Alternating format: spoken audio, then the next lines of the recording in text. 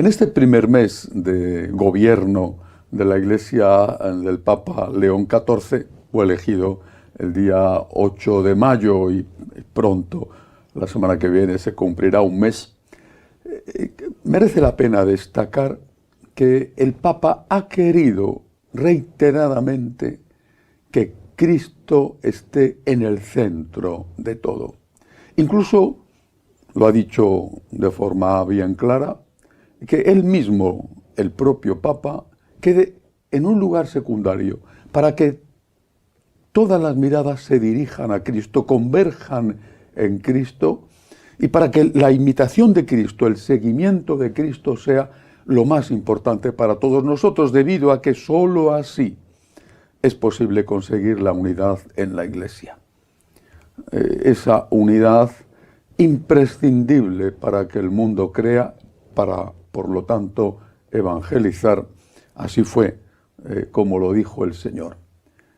Ahora bien, eso lleva consigo de forma inevitable examinar en qué ha consistido el modelo de Iglesia promovido durante el pontificado anterior, la llamada Iglesia sinodal. El concepto de Iglesia sinodal, entendido como una iglesia que escucha y que acoge a todos, no debería de suponer ningún problema para ningún católico.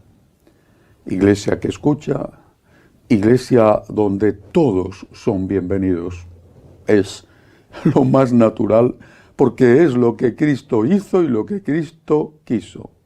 Y sin embargo, basta con mencionar la palabra sinodalidad para que a muchos católicos se les despierten todos los temores y todos los recelos. Por eso creo que conviene aclarar algunas cosas y sobre todo conviene hacer algunas preguntas.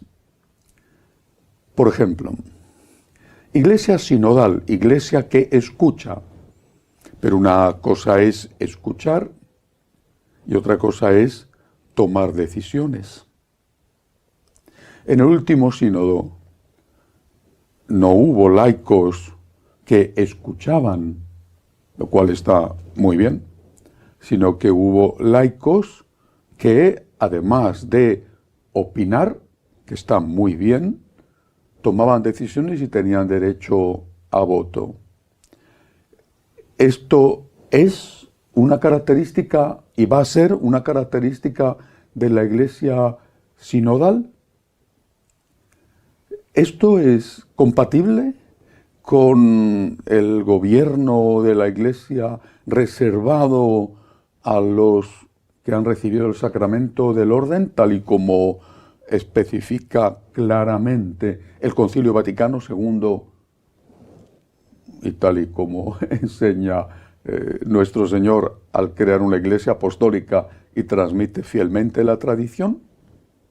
Primera pregunta. Segunda cuestión, segunda pregunta. Una iglesia que escucha a todos, estupendo.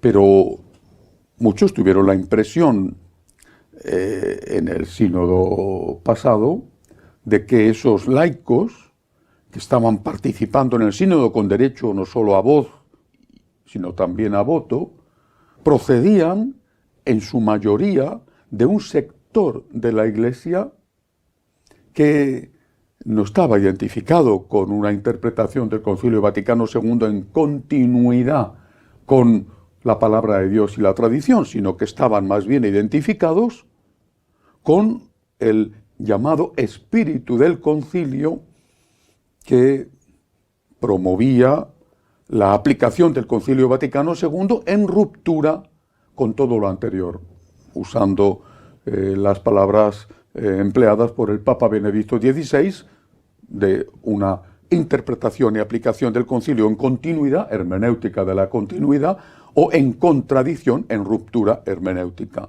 de la ruptura. Y parecía que esos laicos, en su mayor parte, habían sido seleccionados de entre aquellos que entendían el concilio y que querían aplicarlo no en continuidad, sino en ruptura. Incluso el propio Papa Francisco había recriminado públicamente y por escrito a los organizadores del sínodo alemán que estuvieran formados los participantes en ese sínodo por personas que no representaban a la inmensa mayoría de los católicos alemanes, sino solo a un pequeño porcentaje y además muy ideologizado.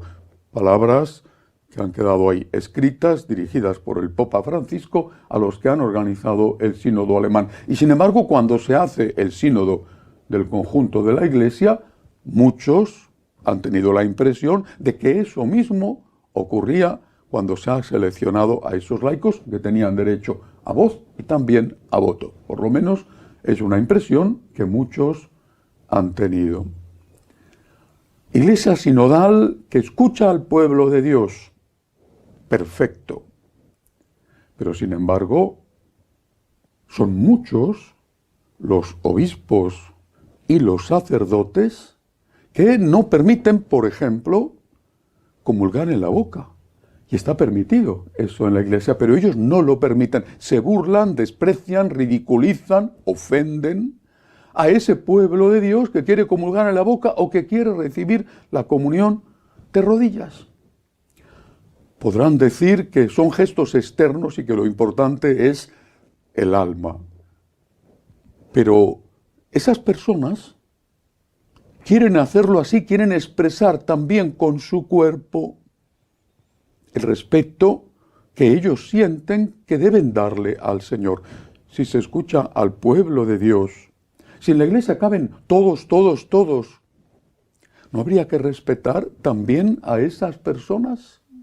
Y permitirles comulgar en la boca, no ofenderles, no insultarles, o incluso permitirles comulgar de rodillas, y si eso entorpece el ritmo de la celebración, pues pedirles que los que quieren comulgar de rodillas vengan al final para no molestar a nadie. Todos es estupendo. En la Iglesia caben todos, es estupendo. Porque eso a mí al menos me llena de esperanza. Pero, ¿es verdad? Si caben todos, ¿por qué no caben entonces los que quieren participar en la Santa Misa siguiendo el rito tradicional, el rito antiguo? Me refiero a una participación en línea con lo que pidió, promulgó el Papa Benedicto XVI.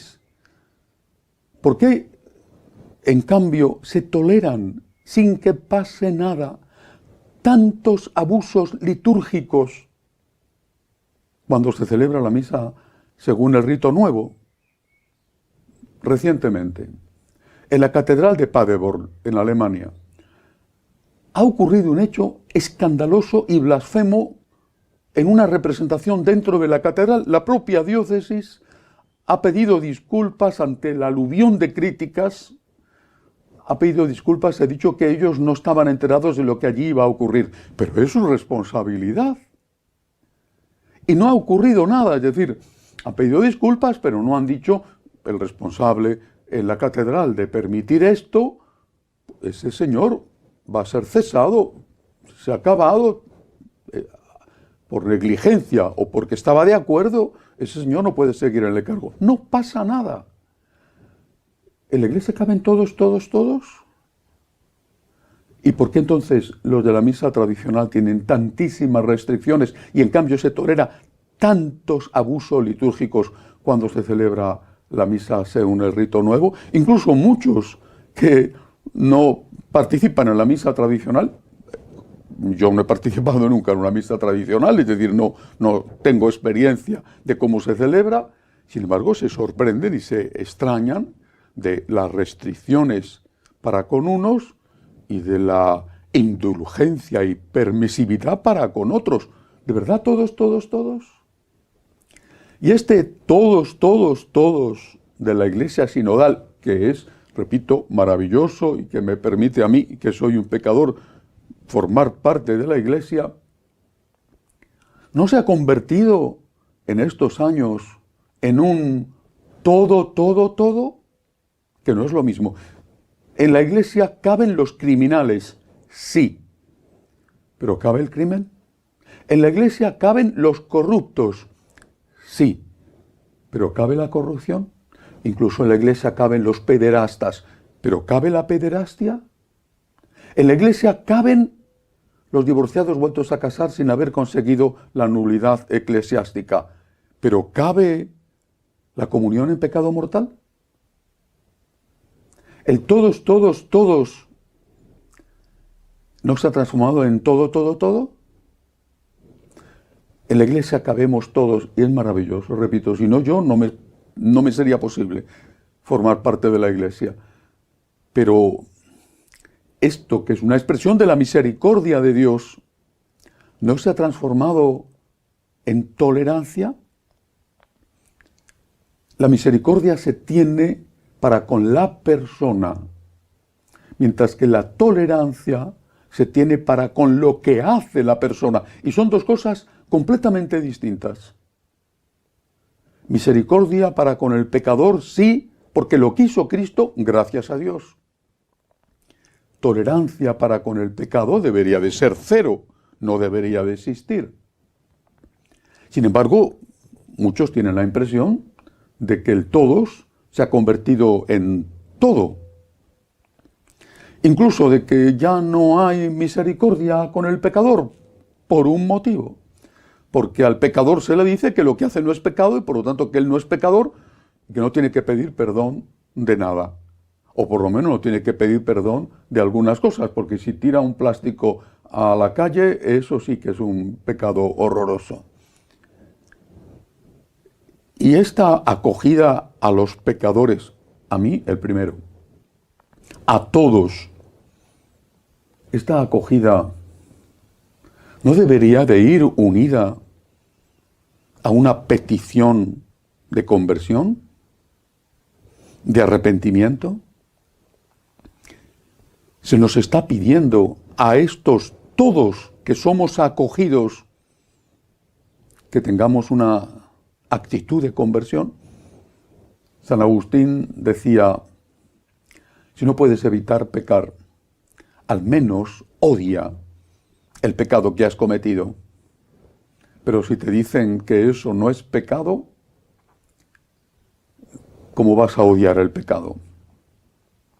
Entonces el todos se convierte inevitablemente en todo.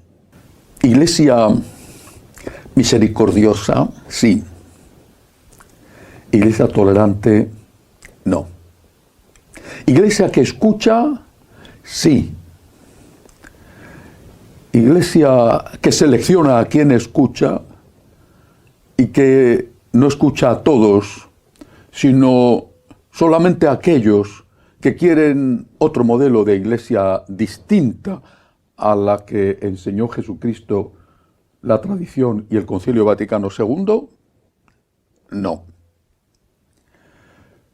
El Papa no lo tiene fácil para unir estas dos sensibilidades, estas dos tendencias en la Iglesia y debemos rezar mucho por él. Pero la unidad solo será posible en la verdad. La verdad es una persona, Jesucristo. La Iglesia solo estará unida cuando está centrada en Cristo. Pero Cristo le dijo a la adúltera, yo no te condeno, pero no peques más. Fue una iglesia la que fundó Jesucristo basada en los apóstoles. Fue una iglesia misericordiosa, pero no lo ha sido nunca una iglesia tolerante. Recemos por el Papa. Hasta la semana que viene, si Dios quiere.